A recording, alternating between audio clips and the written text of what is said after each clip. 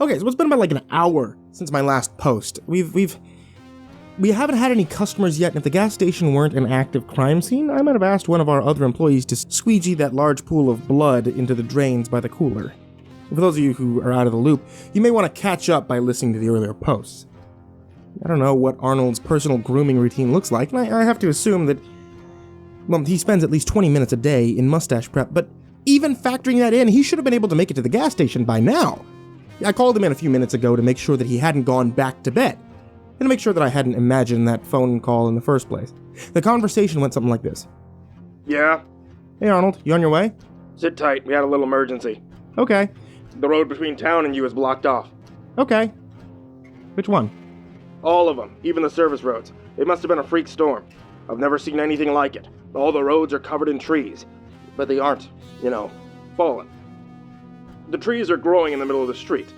I've been trying to find a way around all morning, but I've given up. I'm about to head through on foot. Just to be clear, you said you heard from Spencer Middleton last night. Has he made any other contact? Well, actually, he's here. He came in, some stuff happened, and now he's dead. What? You're telling me there's a dead body at the gas station? I already told him all of this. I really miss Tom. Did you not realize that? I'm sorry, he answered. When the phone rang earlier, I had just woken up from this beautiful weird dream of a dark god.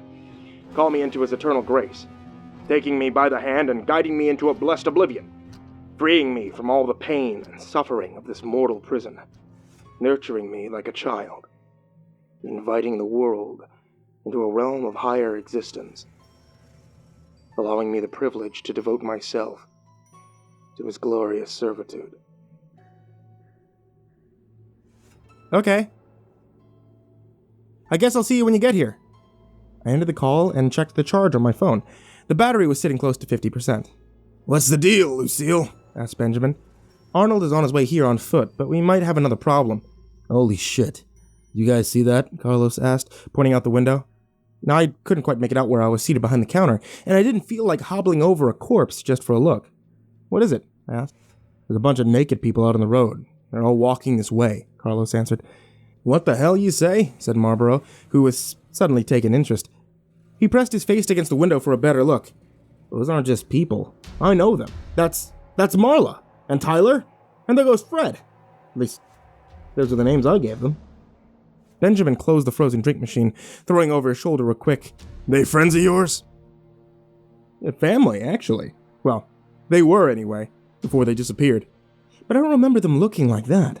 Like what? I asked, starting to get an uneasy feeling. Like... He took a second to find the words, but all he came up with was, "They look funny." They continued walking closer to the gas station. Close enough by now that I could see them. At least a dozen people. Stark naked. The closer they got, the more details I could make out. The more I wish I couldn't. Their eyes were milky and pale. Maggots crawling out of infested crevices all over their body. Their skin dirty and covered in lesions and bruises. Marlborough was certainly not wrong. They looked funny. I'm sure you know the Hollywood-style zombie walk. A shuffle of an undead body with unpaired motor skills. The scariest part of these people approaching the front door of the gas station was that they were walking 100% perfectly normal. There's a bunch of decaying nudists out for a stroll. There was a loud crash that suddenly snapped us out of our probably rude staring. We all turned to see that Benjamin had pulled the frozen drink machine to the ground and was attempting to drag it over Spencer towards the front door. The sticky syrup concoction spilled out all over the ground, mixing with the congealed blood and coating the floor in a warm red and brown and purple viscous soup. There's no way we won't have an insect problem after this. Marlborough and Carlos didn't have to ask what was going on. They instantly knew the plan and began yanking down whatever fixtures were bolted in place and piling them up in a barricade against the glass doors. That would have helped if it weren't for this broken leg. Besides, it looks like they've got this under control. "You boys think you can stay alive long enough for us to survive?" Benjamin asked. "We've got almost 90 years experience staying alive between the three of us," Carlos joked. Benjamin directed his next question to me. "You got any weapons in this place?" I told him no. The only thing I have is a half-empty canister of gasoline in the supply closet. and some really hard jerky, but he was welcome to whatever he could find. That's when he started MacGyvering some spears out of chair legs and a broken glass from the drink case. Well, about 10 minutes ago, the gas station lost power. Now really would be a great time to have a giant pet glow-in-the-dark butterfly. Stupid raccoons. It's been pretty quiet, save for the wet, guttural whispering coming from those people outside. Benjamin's still searching for weapons, while Carlos finds things to push against the front door, and assuming he hasn't fallen asleep, Marlboro has taken the back door. I was feeling pretty useless after Benjamin confiscated my crutches, so I figured I had to take this opportunity to type out the account of what happened, just in case Arnold gets here too late. And in the spirit of preparedness, I should say a few things to whoever finds these messages, or is it whomever? I never get that right. Well, first to the owners, I'm sorry about the mess. Second, to her. I'm sorry we didn't run into each other one last time. Third, to whomever keeps dumping tar into the ditch outside the gas station, I hate you. And I guess that's all I have to say. It's been a weird, crazy ride. This is Jack. From the gas station. Signing off one last time.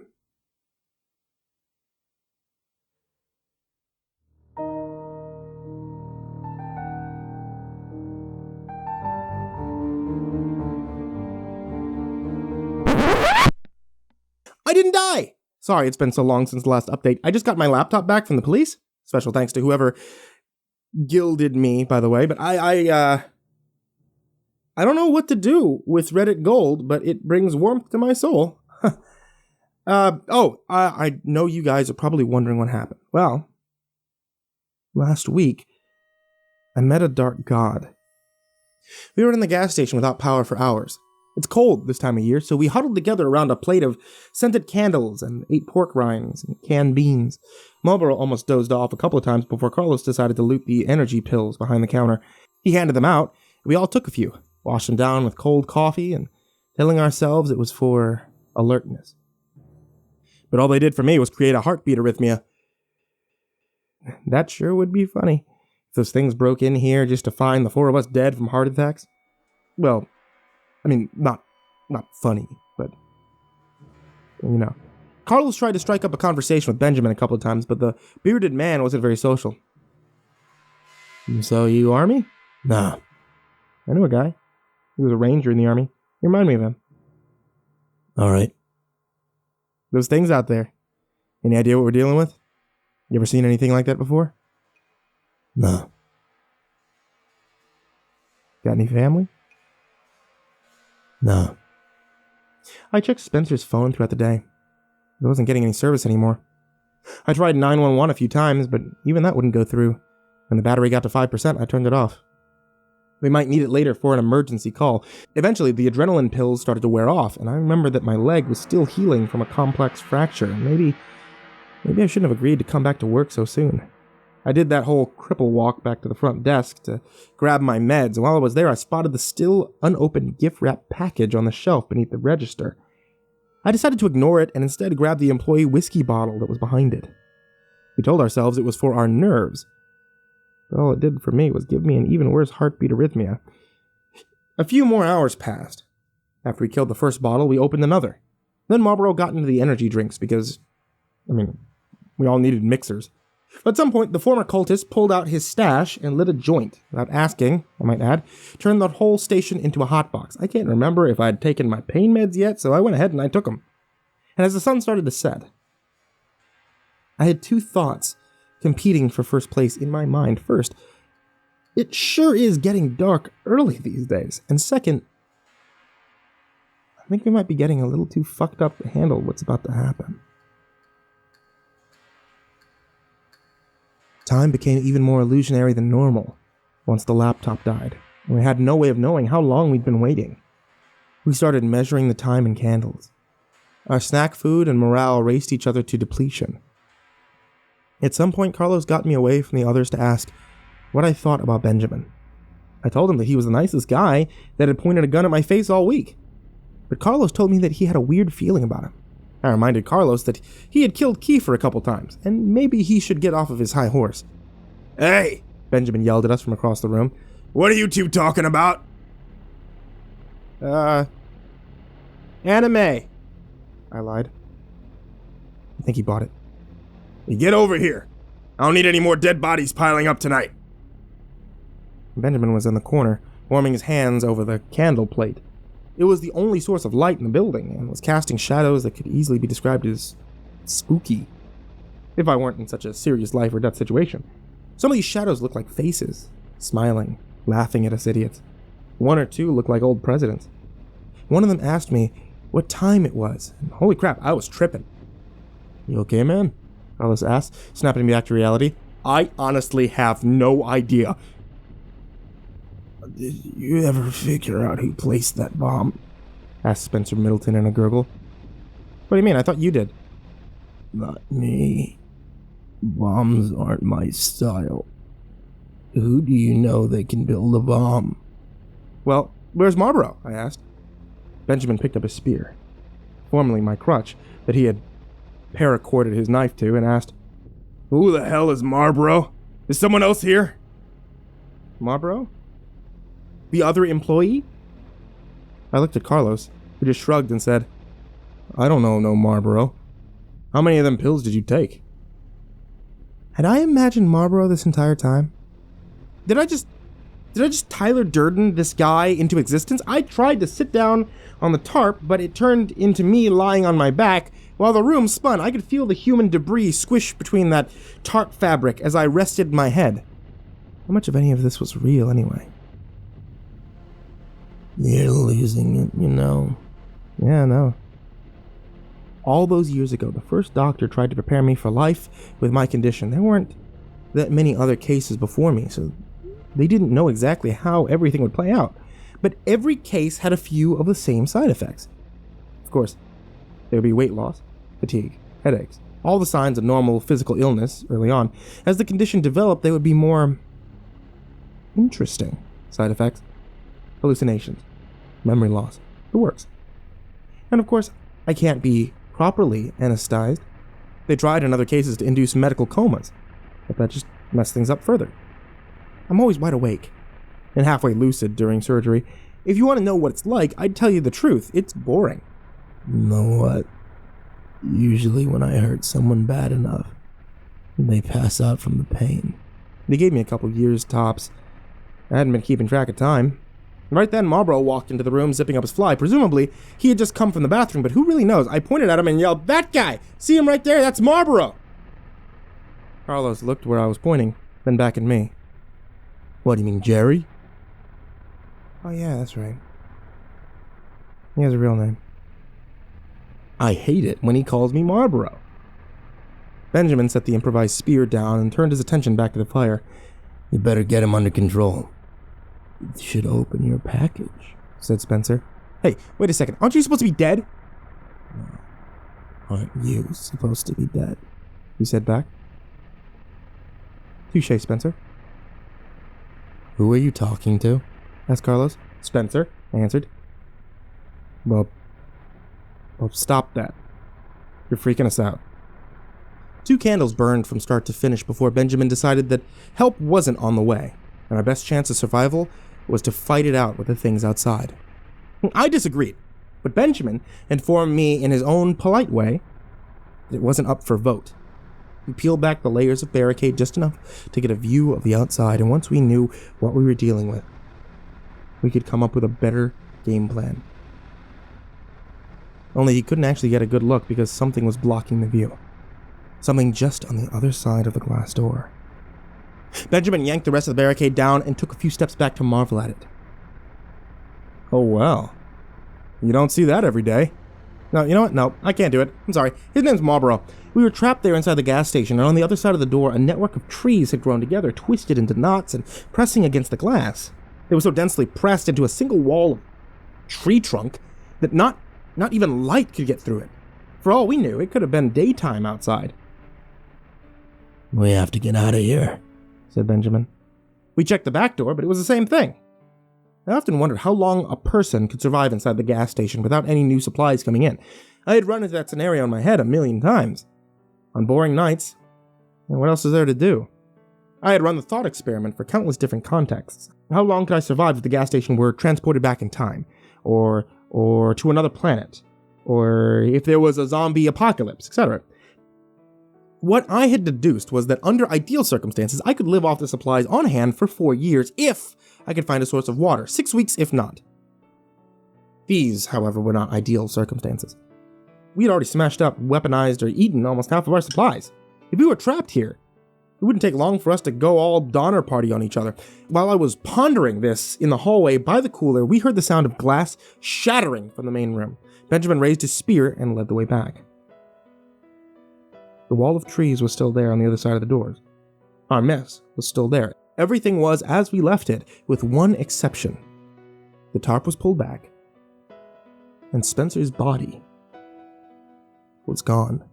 A series of footprints coagulated in the blood, leading from where he should have been to the shattered glass of the front door, like he'd just gotten up, walked over, and was absorbed into the trees. I need you boys to think real hard, Benjamin said. Is there any other way out of this place?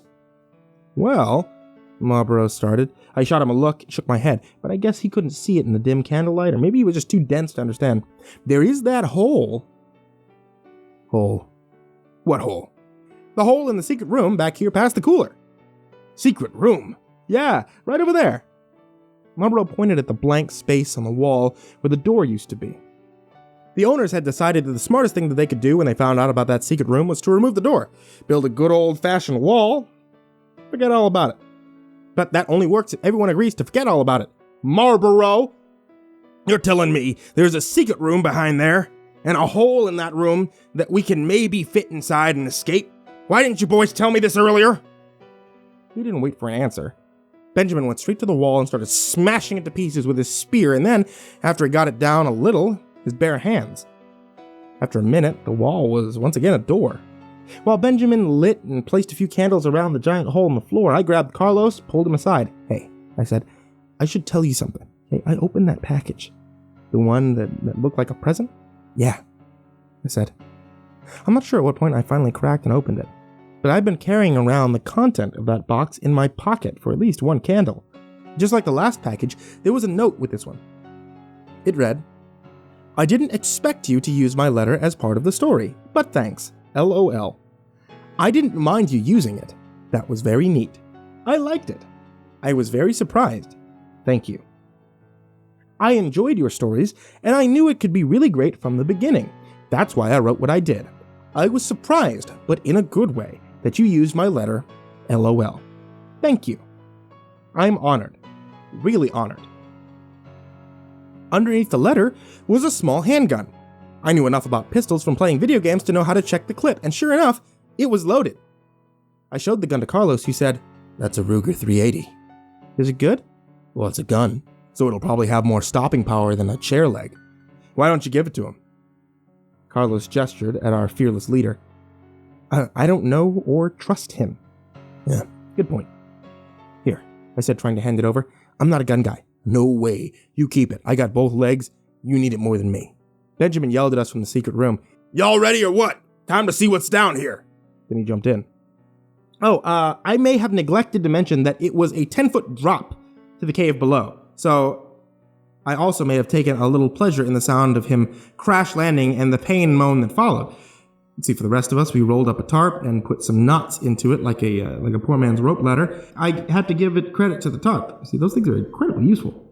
We had several hours above ground in a room with a dead body, unrefrigerated food, and Benjamin's body odor. We were all eating canned beans, and I think somebody probably threw up in that garbage can. My point is that we were all smelling pretty bad, to the point where I was doubting that I still had a sense of smell. But once we went into the hole, I knew for a fact that we hadn't.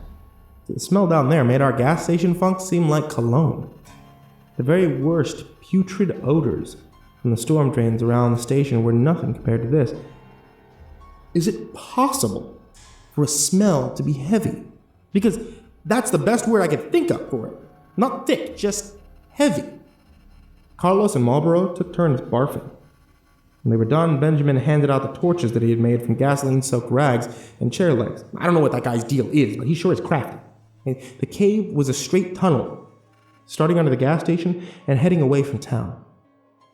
It was plenty tall enough for all of us to stand comfortably, and there was a slight incline, taking us downhill as we walked further into the hole.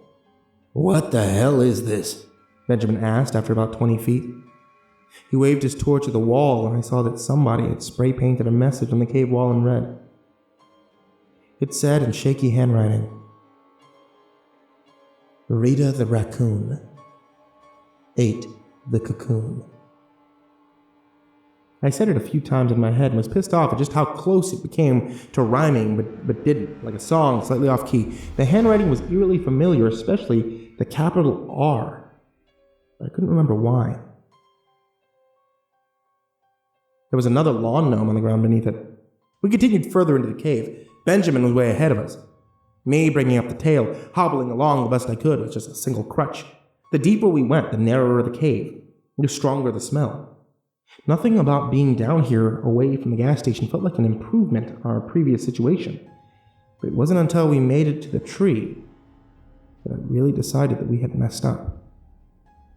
I don't know how long we'd been walking down there, maybe a half mile or so. Crutch miles feel like a lot longer than normal miles, but we eventually came upon an enormous black tree taking up the width of the cave. It looked like one of those 1,000-year-old sequoias, big enough to put a 2-lane road through. Holy shit, enunciated Benjamin.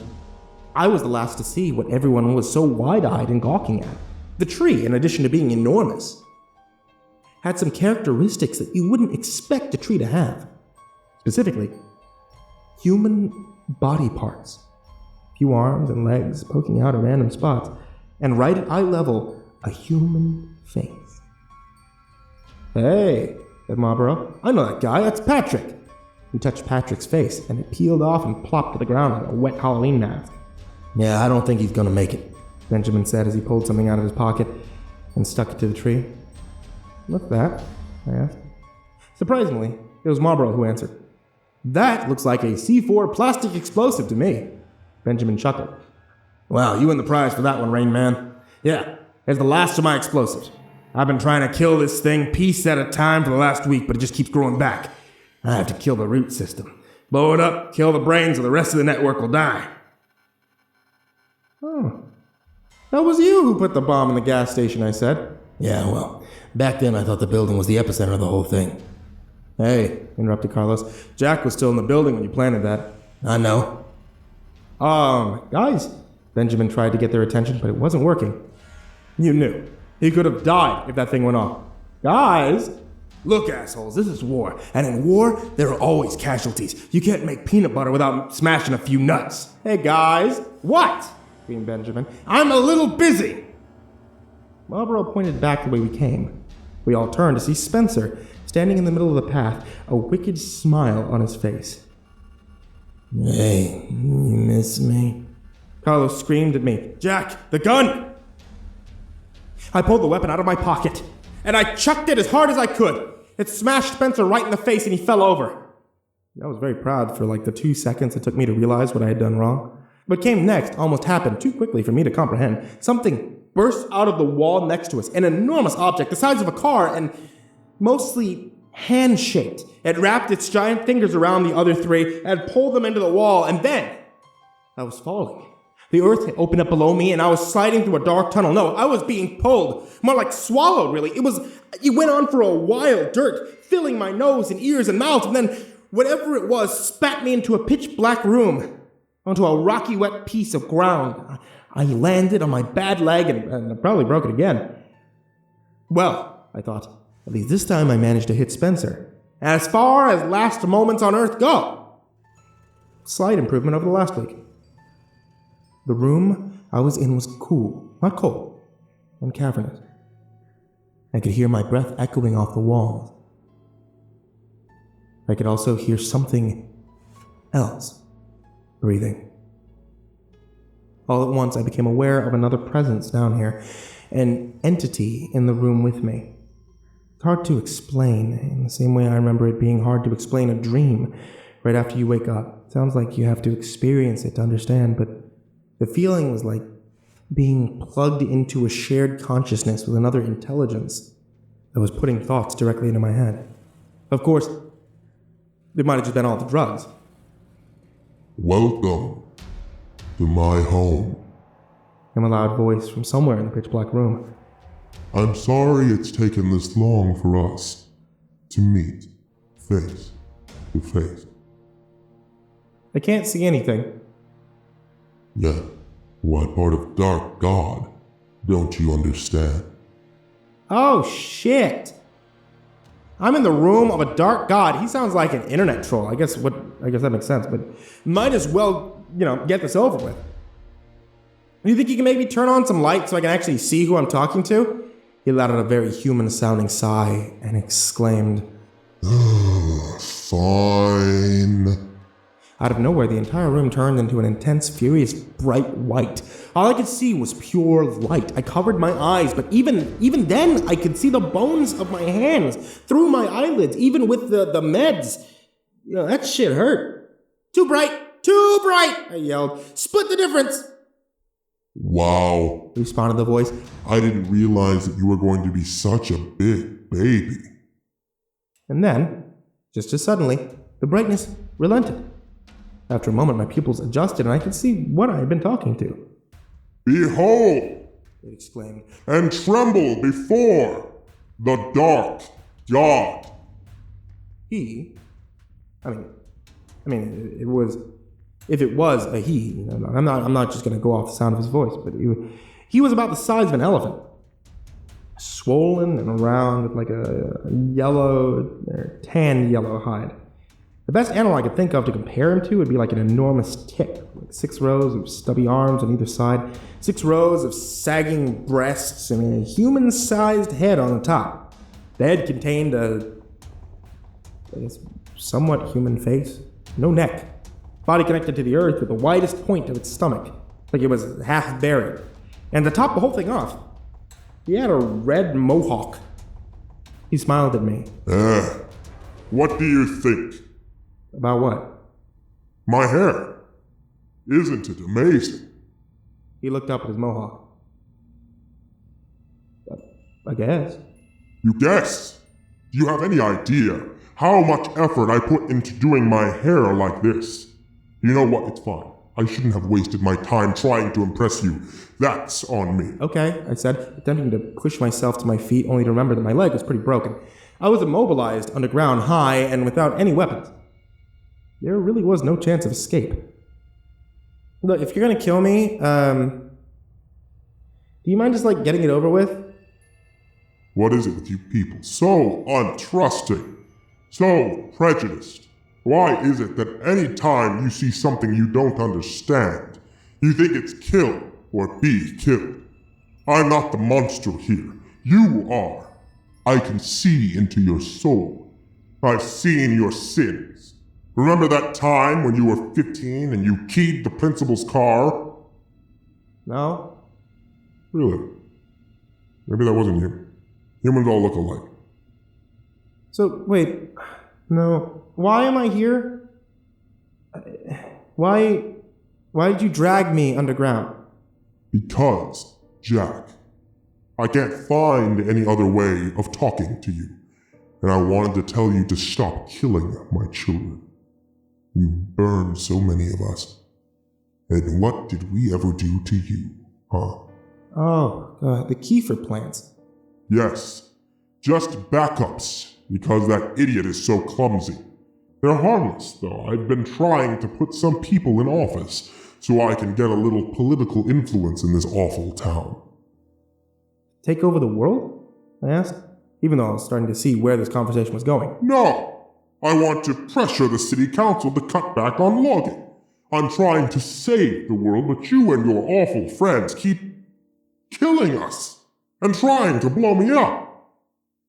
But Spencer, he beat the shit out of me. That guy's awful. He's following your orders. Well, excuse me for thinking that people have the potential to be rehabilitated. I hired Spencer because I needed someone to protect Kiefer. And I gave him very specific orders not to kill anyone, which he agreed to. But you've killed tons of people! The cultists! Their entire compound! Actually, no. I hate to be the one to say this, but those guys killed themselves. And yeah, it was really sad, a mass suicide. But if you listen to them, I think it was pretty obvious. You guys should have seen it coming from a mile away. I mean, consequentialism mixed with a moral obligation to end suffering. He waved one of his 6 arms in a jerk-off motion before continuing. I don't want to let all those perfectly good, fully formed adult bodies go to waste. You even know how hard it is to make one of those from scratch. It's not easy. But you sent the things after us in the gas station. Again, with the self-centered hero complex. It was never about you. I sent my children to bring Spencer's body back here. I was hoping I could get him home in time to rebuild him without any permanent brain damage. I think next time you see him, you should apologize for what happened. I swear, ever since Romero made zombies cool, people see a dead man come back to life and instantly they get this urge to kill, kill, kill. Whatever happened to calling this a miracle? Nobody freaked out when Jesus came back. Wait, okay. Are you saying that Jesus was like those mathematists? Just like a reanimated corpse? Is that really what you want to talk about, Jack? Okay, but doesn't Dark God mean like evil? He sighed. The last time I was awake, Dark God had a completely different connotation, but you can't use my branding as your excuse for burning up Kiefer. You ask me, you deserve the ass-whooping you got. But... I searched my mind for any proof that the Dark God was the monster I knew him to be. But the only thing I could come up with was a sad, ice-cold realization. We're the monsters? I'm afraid so. I'm sorry. Good. That's a start. So this is it? You're the reason for all the weird stuff going on out here in the gas station. He laughed again and wiggled his head, which I took for his version of shaking no. No. I'll be honest with you, I have no clue what half of these things are. Your gas station is weird, and even I do not know why. The hand plants and Kiefers were me. The smell, I'll fess up, that's me too. But all the other stuff, man, it gives me the heebie-jeebies. You know that weird glowing worm bug thing? That was pretty weird, huh? Wait, so... what do we do now? Now I send you and your friends back home, and you quit killing me. That's my deal. Can we agree to that? Yeah, I think so. Good. Shall we shake hands or... At that moment, an enormous hand burst out of the wall and wrapped its fingers around me. The next thing I knew, I was coughing up dirt down on all fours in the street outside the gas station. And it was morning. Good. You made it out. I looked over and I saw the other 3 standing there, covered in black dirt. I was back where it started. The trees were all gone, leaving no signs they were ever there in the first place. The gas station was a wreck. The front doors were smashed out, and the raccoons were running a loot train for whatever edibles they could carry from the front to their nest behind back. "What happened, man?" asked Carlos. "I'm not really sure," I answered, digging the clumps of dirt out of my nose and ears. Yeah, well, you're lucky. Your friends made me wait a minute to give you a chance to get out. I looked at my hands. They were nearly black from all the layers of dirt coating them. "Wait for what?" For this, Benjamin answered as he pressed the button on his remote detonator, and somewhere deep in the woods came an explosion that rocked the earth and sent birds flying into the sky. Carlos's car alarm went off and the pavement cracked. A black cloud slowly started to fill the sky, and I felt something inside me scream and die. "Well," said Benjamin, "if you don't mind, I'm gonna go get lost before 5-0 shows up." Then he walked off into the forest. Hopefully. Never to be seen again. And that's what happened. If you can believe it, I'm back at the gas station working again. Arnold is on personal leave from the police force, and I didn't care to ask for details. So, we have a new deputy babysitting us. I'll try to tell you about her another time. maybe. The police investigated the incident and ultimately concluded that we were the victims of hysteria brought on by a gas leak. And once again, there was nothing supernatural to be reported. I don't know if this is the end of the Dark God, but I do know that I haven't felt any compulsions to continue digging ever since Benjamin blew up that underground tree. Things are settling back into our brand of normal. I still work way too much.